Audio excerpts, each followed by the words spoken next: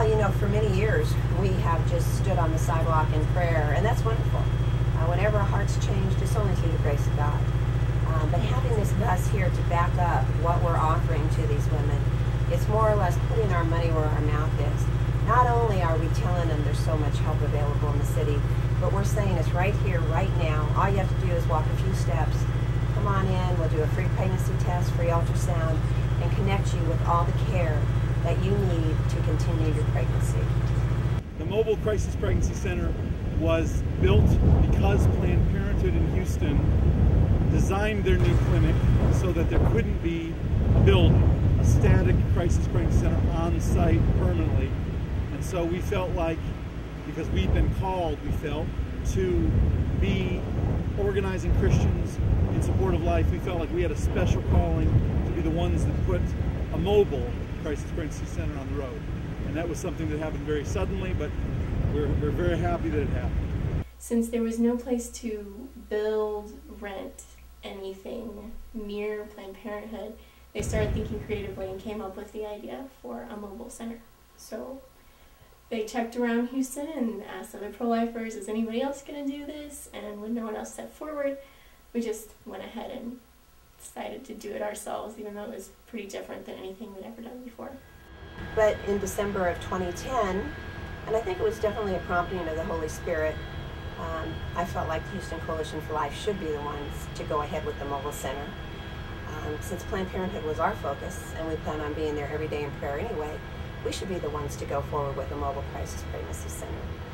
So we put it to prayer, I brought it to my board, they quickly approved, and at our dinner in March of 2010, I announced that we were going to go forward with a mobile crisis pregnancy center. But I said it'd probably be a year-long project. Well, little did we know that God would soon take over this project. And people were put in my way, so to speak, that I believe were truly sent by the Holy Spirit to really get this project moving. So we did our first Walk for Life in June of 2010, and the community really stepped up. I mean, people came out of the woodwork to participate in the walk. And even from surrounding cities and across the country, people even helped support our walk. Shortly after that was a deacon out at St. Anthony of Padua who just happens to have a business called Imagimotive. And the best way for me to describe that business is to say, if you can dream it, he can build it. And I thought to myself, well, I don't want a crisis pregnancy center that looks like a bus, because I knew that he worked on buses. But I decided to go out and meet him and see what he could do. And we were literally blown away by what he's done with other buses and what he's turned them into. And we gladly asked him to take over the project of first of all, finding us a bus, and then secondly, remodeling it. The next step was to start designing the inside and the outside, which I believe the bus had to be completely redone. But, you know, that's the fun part. When we brought the bus in, we stripped everything out from inside of it and put a completely custom interior that is ideally suited for bringing pregnant mothers in, offering them free pregnancy tests, counseling, and 4D ultrasounds. Not a coincidence, I'm sure. It's what I would like to call a Christ incident. But from the time I announced that we were going forward with the bus until the time the bus was actually done being remodeled was 9 months. So 9 months, and our blue baby was born, as we like to call our bus, our blue baby. And now we are parked outside the largest abortion facility in the Western Hemisphere. We hope to be here every day. We were here every day of the Lent 40 Days for Life in 2011, offering alternatives to the abortion-minded women going in. It was a Saturday, the first day I was out there, and all of the Planned Parenthood knew what we were doing, but they did not know to the extent of what we were doing. And to see their mouths hit the ground was pretty amazing. It was priceless.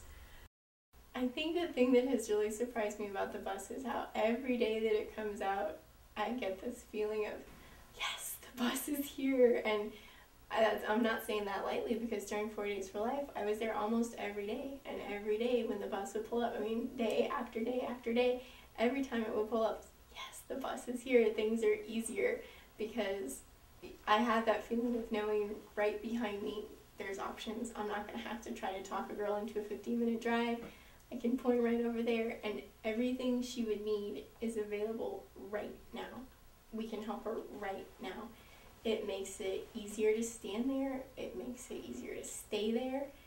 I mean, I didn't think at the beginning of 4 Days for Life that I would be able to spend 4 hours of every day at Planned Parenthood, but that bus being there is a completely different experience than standing there just hoping that the girl will take your brochure and be willing to drive far away again after she's frustrated. So it makes all the difference. And I think every day that we've been out there, we were able to help somebody in a different way. And there's just been stories after stories of women who just are in tears of joy after they leave our bus because they had no idea that there was help. I mean, other options out there available. You know, one story that still gets to me every day, that a woman was in Planned Parenthood for an abortion. She was on the table, and she asked the nurse, does my baby have a heartbeat? And the nurse said yes, and she got up immediately, and she came to our bus for help. And it was wonderful doing her ultrasound, because in between covering her eyes and peeking and looking at the baby and covering her eyes again, she was smiling and crying. And when she left our bus, she was thanking us for how we had helped her, and so thankful that she had not gone through with the abortion of her child. You know, Planned Parenthood constantly denies the humanity of the unborn child. One girl in particular, she pulled out of Planned Parenthood with her friend and rolled down the window. And I said to her, do you know anybody in a crisis pregnancy? And she looked at me and she said, I am a crisis. And I said, well, we can help you. I had never gotten a response like that before. And when I told her that it was a free ultrasound, she was very, very frustrated. She said, are you kidding me? I just paid in there all this money. So she went over to the bus, and she had been abortion-minded. She was trying to find an abortionist right then. The only reason she hadn't stayed in Planned Parenthood was because she was too far along. And when they had showed her an ultrasound, they just showed her a very grainy picture. That it looked like a blob, like they told her it was. But she was far enough along to where she could have seen the baby moving, waving at her, its little arms and legs kicking. So when she went over to the bus and she heard about all this, she learned about fetal development. She learned about what her baby looked like, and she saw models for what the size would be and what features it would have. She immediately just said, I mean, she had been even on the phone trying to find abortionists. She changed her mind, and she said, well, I'm so glad that this bus is here, because now I know that what I can do is give this baby for adoption. So not only will that baby live, but some adoptive parents will finally have a child to take care of, and it was because that bus was there and she could get immediate help. And so far we've been here about 5 weeks. We've seen a little over 80 women. We know of 8 women who had abortions scheduled the day they came into our bus, who changed their mind when we showed them their unborn child on the ultrasound machine. It's crucial that we're out there giving options to those women, life-saving options. The bus is almost like a mobile billboard. It's almost like the same role an advertising plays to wake you up to something you didn't know you needed. And not just for the girl in crisis, not just for the father in crisis, but for the pro-life person who just simply isn't focused on the reality right now of abortion. Just seeing this bus wakes up a lot of people.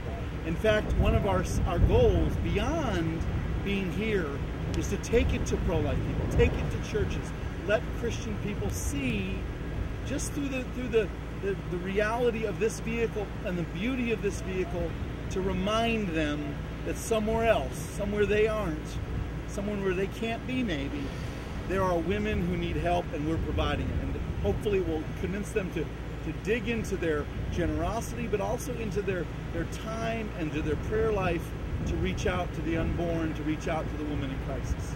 I can't even tell you how many times people who were never involved before will say, oh, that bus, that's amazing, you're right there. And they will really, I mean, people that really have never shown up that will come out and want to give a donation.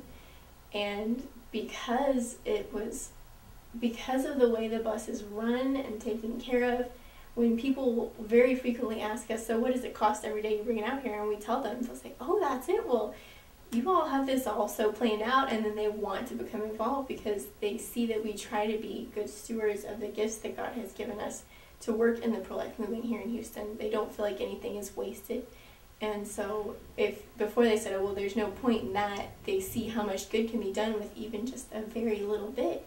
And so they want to give more and more because they realize that God can use everything and that nothing's going to go to waste. Imagimotive has been a great joy to work with. These are men of integrity. It's a family with wives as well as the husbands involved. They are people who deeply believe in this cause. They have gone to great lengths to give us not just a functional vehicle, not just a highly functional vehicle, but a beautiful vehicle that is inspirational to all who see it. And the family itself is deeply committed to the cause. These are people who are professionally competent and in love with the unborn, in love with the cause of life. What I can tell you as a deacon in the Catholic Church is that there won't be any company that will help you do this more cost effectively. We are committed as a family to the preservation of life.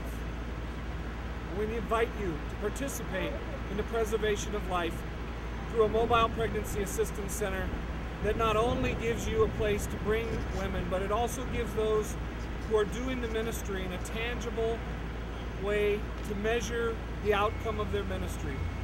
We feel certain that the Holy Spirit has been involved from the very minute that we began this project. And as I said before, we are so blessed to have been a part of it. May God bless you and keep you, and may He keep you on fire for saving the life of innocent children.